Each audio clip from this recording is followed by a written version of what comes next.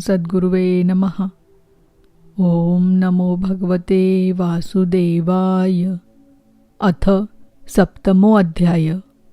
प्रहलाद जी का माता के गर्भ में प्राप्त हुए नारद जी के उपदेश का वर्णन। नारद जी कहते हैं, युधिष्ठिर, जब दैत्य बालकों ने इस प्रकार प्रश्न किया तब भगवान के परम प्रेमी भक्त प्रहलाद जी को मेरी बात का स्मरण हो आया। कुछ मुस्कुराते हुए उन्होंने उनसे कहा। प्रहलाद जी ने कहा, जब हमारे पिताजी तपस्या करने के लिए मंदराचल पर चले गए तब इंद्रादि देवताओं ने दानवों से युद्ध करने का बहुत बड़ा उद्योग किया। वे इस प्रकार कहने लगे कि जैसे चींटियां सांप को चाट जाती है, वैसे ही लोगों को सताने वाले पापी हिरण्यकशिपु को उसका पाप ही खा गया। जब दैत्य सेनापतियों को देवताओं की भारी तैयारी का पता चला तब उनका साहस जाता रहा। वे उनका सामना नहीं कर सके। मार खाकर स्त्री, पुत्र, मित्र, गुरुजन, महल, पशु और साज सामान की कुछ भी चिंता न करके वे अपने प्राण बचाने के लिए बड़ी जल्दी में सब के सब इधर उधर भाग गए। अपनी जीत चाहने वाले देवताओं ने राजमहल में लूट खसोट मचा दी। यहाँ तक कि इंद्र ने राजरानी मेरी माता कयाधु को भी बंदी बना लिया। मेरी माँ भय से घबराकर कुररी पक्षी की भांति रो रही थी और इंद्र उसे बलात् लिए जा रहे थे। दैववश देवर्षि नारद उधर आ निकले और उन्होंने मार्ग में मेरी माँ को देख लिया। उन्होंने कहा, देवराज, यह निरपराध है, इसे ले जाना उचित नहीं। महाभाग, इस सती साध्वी पर नारी का तिरस्कार मत करो, इसे छोड़ दो, तुरंत छोड़ दो। इंद्र ने कहा, इसके पेट में देवद्रोही हिरण्यकशिपु का अत्यंत प्रभावशाली वीर्य है। प्रसव पर्यंत यह मेरे पास रहे। बालक हो जाने पर उसे मारकर मैं इसे छोड़ दूंगा। नारद जी ने कहा, इसके गर्भ में भगवान का साक्षात परम प्रेमी भक्त और सेवक अत्यंत बली और निष्पाप महात्मा है। तुम में इसको मारने की शक्ति नहीं है। देवर्षि नारद की यह बात सुनकर उसका सम्मान करते हुए इंद्र ने मेरी माता को छोड़ दिया और फिर इसके गर्भ में भगवत भक्त है, इस भाव से उन्होंने मेरी माता की प्रदक्षिणा की तथा अपने लोक में चले गए। इसके बाद देवर्षि नारद जी मेरी माता को अपने आश्रम पर लिवा गए और उसे समझा बुझाकर कहा कि बेटी, जब तक तुम्हारा पति तपस्या करके लौटे तब तक तुम यही रहो। जो आज्ञा कहकर वह निर्भयता से देवर्षि नारद के आश्रम पर ही रहने लगी और तब तक रही जब तक मेरे पिता घोर तपस्या से लौट कर नहीं आए। मेरी गर्भवती माता मुझ गर्भस्थ शिशु की मंगल कामना से और इच्छित समय पर अर्थात मेरे पिता के लौटने के बाद संतान उत्पन्न करने की कामना से बड़े प्रेम तथा भक्ति के साथ नारद जी की सेवा शुश्रूषा करती रही। देवर्षि नारद जी बड़े दयालु और सर्वसमर्थ है। उन्होंने मेरी माँ को भागवत धर्म का रहस्य और विशुद्ध ज्ञान दोनों का उपदेश किया। उपदेश करते समय उनकी दृष्टि मुझ पर भी थी। बहुत समय बीत जाने के कारण और स्त्री होने के कारण भी मेरी माता को तो अब उस ज्ञान की स्मृति नहीं रही, परंतु देवर्षि की विशेष कृपा होने के कारण मुझे उसकी विस्मृति नहीं हुई। यदि तुम लोग मेरी इस बात पर श्रद्धा करो तो तुम्हें भी वह ज्ञान हो सकता है, क्योंकि श्रद्धा से स्त्री और बालकों की बुद्धि भी मेरे ही समान शुद्ध हो सकती है। जैसे ईश्वर मूर्ति काल की प्रेरणा से वृक्षों के फल लगते, ठहरते, बढ़ते, पकते, क्षीण होते और नष्ट हो जाते हैं, वैसे ही जन्म, अस्तित्व की अनुभूति, वृद्धि, परिणाम, क्षय और विनाश, ये 6 भाव विकार शरीर में ही देखे जाते हैं। आत्मा से इनका कोई संबंध नहीं है। आत्मा नित्य, अविनाशी, शुद्ध, एक, क्षेत्रज्ञ, आश्रय, निर्विकार, स्वयं प्रकाश, सबका कारण, व्यापक, असंग तथा आवरण रहित है। ये 12 आत्मा के उत्कृष्ट लक्षण है। इनके द्वारा आत्म तत्व को जानने वाले पुरुष को चाहिए कि शरीर आदि में अज्ञान के कारण जो मैं और मेरे का झूठा भाव हो रहा है उसे छोड़ दे। जिस प्रकार सुवर्ण की खानों में पत्थर में मिले हुए सुवर्ण को उसके निकालने की विधि जानने वाला स्वर्णकार उन विधियों से उसे प्राप्त कर लेता है, वैसे ही आध्यात्म तत्व को जानने वाला पुरुष आत्म प्राप्ति के उपायों द्वारा अपने शरीर रूप क्षेत्र में ही ब्रह्म पद का साक्षात्कार कर लेता है। आचार्यों ने मूल प्रकृति, महत्तत्व, अहंकार और पंचतन मात्राएं, इन 8 तत्वों को प्रकृति बतलाया है। उनके 3 गुण हैं, सत्व, रज और तम, तथा उनके विकार है 16, 10 इंद्रियां, 1 मन और 5 महाभूत। इन सब में एक पुरुष तत्व अनुगत है। इन सब का समुदाय ही देह है।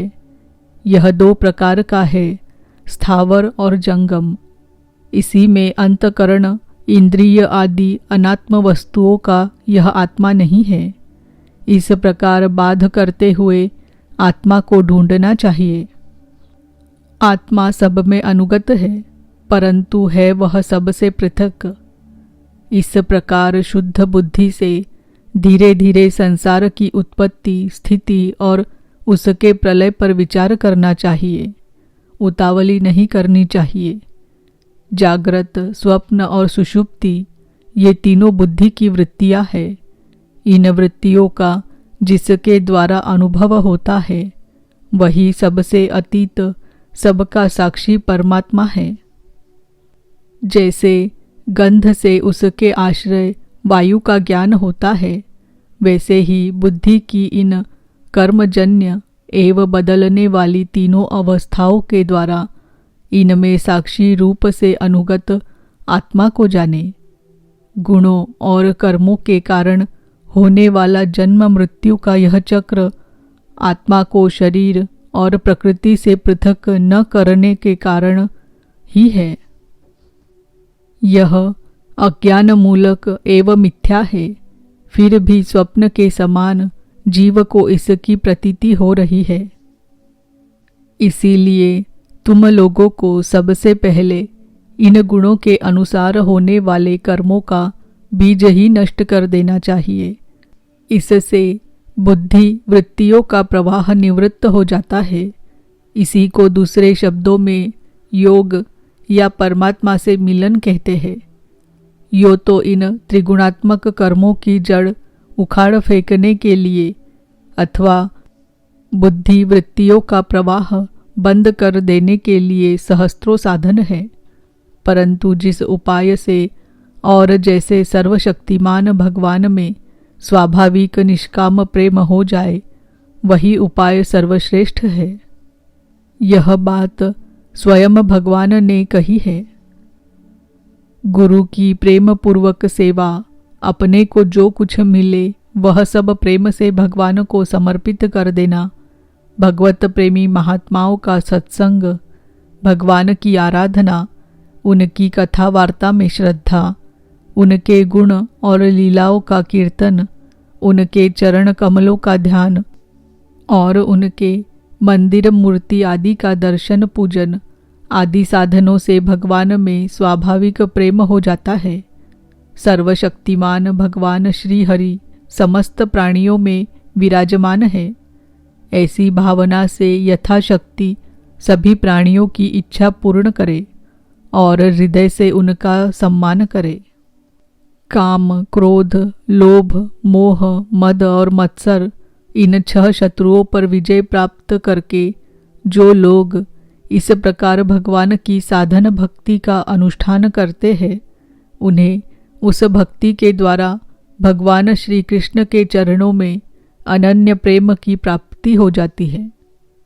जब भगवान के लीला शरीरों से किए हुए अद्भुत पराक्रम, उनके अनुपम गुण और चरित्रों को श्रवण करके अत्यंत आनंद के उद्रेक से मनुष्य का रोम रोम खिल उठता है, आंसुओं के मारे कंठ गदगद हो जाता है और वह संकोच छोड़कर जोर जोर से गाने, चिल्लाने और नाचने लगता है। जिस समय वह ग्रहग्रस्त पागल की तरह कभी हंसता है, कभी करुण क्रंदन करने लगता है, कभी ध्यान करता है तो कभी भगवत भाव से लोगों की वंदना करने लगता है। जब वह भगवान में ही तन्मय हो जाता है, बार बार लंबी सांस खींचता है और संकोच छोड़कर हरे जगतपते नारायण कहकर पुकारने लगता है, तब भक्ति योग के महान प्रभाव से उसके सारे बंधन कट जाते हैं और भगवत भाव की ही भावना करते करते उसका हृदय भी तदाकार भगवन्मय हो जाता है। उस समय उसके जन्म मृत्यु के बीजों का खजाना ही जल जाता है और वह पुरुष श्री भगवान को प्राप्त कर लेता है। इस अशुभ संसार के दलदल में फंसकर अशुभमय हो जाने वाले जीव के लिए भगवान की यह प्राप्ति संसार के चक्कर को मिटा देने वाली है। इसी वस्तु को कोई विद्वान ब्रह्म और कोई निर्वाण सुख के रूप में पहचानते हैं। इसीलिए मित्रों, तुम लोग अपने अपने हृदय में हृदयेश्वर भगवान का भजन करो। असुर कुमारों, अपने हृदय में ही आकाश के समान नित्य विराजमान भगवान का भजन करने में कौन सा विशेष परिश्रम है। वे समान रूप से समस्त प्राणियों के अत्यंत प्रेमी मित्र है और तो क्या अपने आत्मा ही है। उनको छोड़कर भोग सामग्री इकट्ठी करने के लिए भटकना राम राम कितनी मूर्खता है। अरे भाई, धन, स्त्री, पशु, पुत्र, पुत्री, महल, पृथ्वी, हाथी, खजाना और भांति भांति की विभूतियाँ और तो क्या संसार का समस्त धन तथा भोग सामग्रियाँ इस क्षणभंगुर मनुष्य को क्या सुख दे सकती है। वे स्वयं ही क्षणभंगुर है। जैसे इस लोक की संपत्ति प्रत्यक्ष ही नाशवान है, वैसे ही यज्ञों से प्राप्त होने वाले स्वर्गादि लोक भी नाशवान और आपेक्षिक एक दूसरे से छोटे बड़े नीचे ऊंचे हैं। इसीलिए वे भी निर्दोष नहीं है। निर्दोष है केवल परमात्मा। न किसी ने उनमें दोष देखा है और न सुना है। अतः परमात्मा की प्राप्ति के लिए अनन्य भक्ति से उन्हीं परमेश्वर का भजन करना चाहिए। इसके सिवा अपने को बड़ा विद्वान मानने वाला पुरुष इस लोक में जिस उद्देश्य से बार बार बहुत से कर्म करता है, उस उद्देश्य की प्राप्ति तो दूर रही, उल्टा उसे उसके विपरीत ही फल मिलता है और निसंदेह मिलता है। कर्म में प्रवृत्त होने के 2 ही उद्देश्य होते हैं, सुख पाना और दुख से छूटना। परंतु जो पहले कामना न होने के कारण सुख में निमग्न रहता था, उसे ही अब कामना के कारण यहाँ सदा सर्वदा दुख ही भोगना पड़ता है। मनुष्य इस लोक में सकाम कर्मों के द्वारा जिस शरीर के लिए भोग प्राप्त करना चाहता है, वह शरीर ही पराया स्यार कुत्तों का भोजन और नाशवान है। कभी वह मिल जाता है तो कभी बिछुड़ जाता है। जब शरीर की ही यह दशा है, तब इससे अलग रहने वाले पुत्र, स्त्री, महल, धन, संपत्ति, राज्य, खजाने, हाथी, घोड़े, मंत्री, नौकर, चाकर, गुरुजन और दूसरे अपने कहलाने वालों की तो बात ही क्या है। ये तुच्छ विषय शरीर के साथ ही नष्ट हो जाते हैं। ये जान तो पड़ते हैं पुरुषार्थ के समान, परंतु है वास्तव में अनर्थ रूप ही। आत्मा स्वयं ही अनंत आनंद का महान समुद्र है। उसके लिए इन वस्तुओं की क्या आवश्यकता है। भाइयों, तनिक विचार तो करो।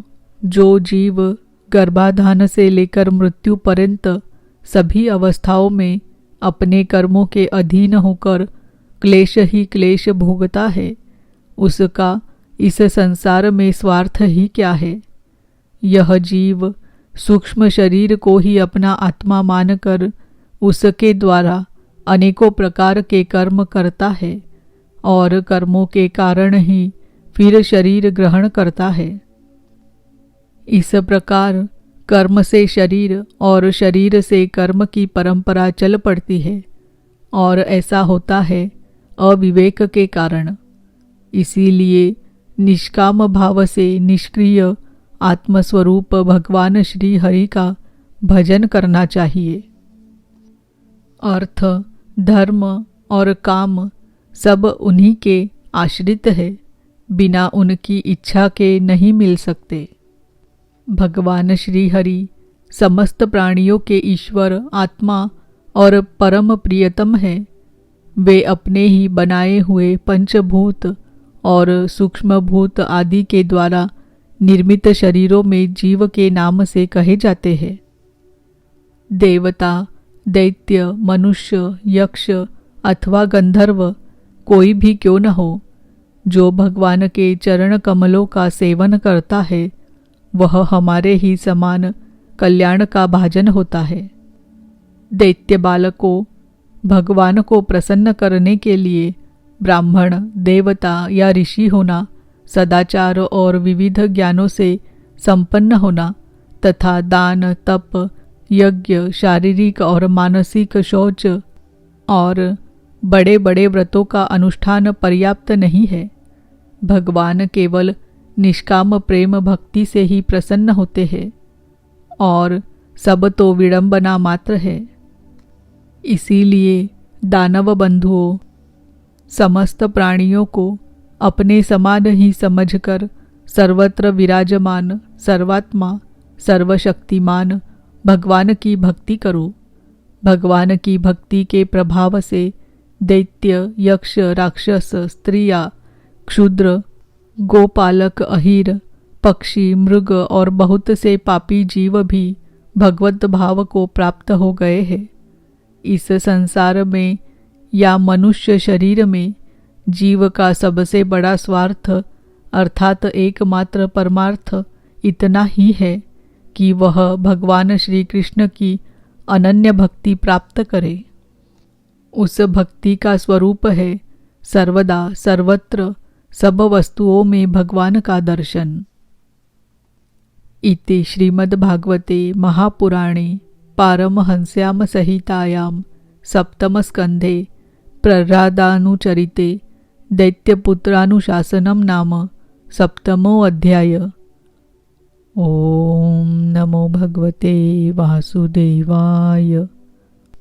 ओम नमो भगवते वासुदेवाय। ओम नमो भगवते वासुदेवाय।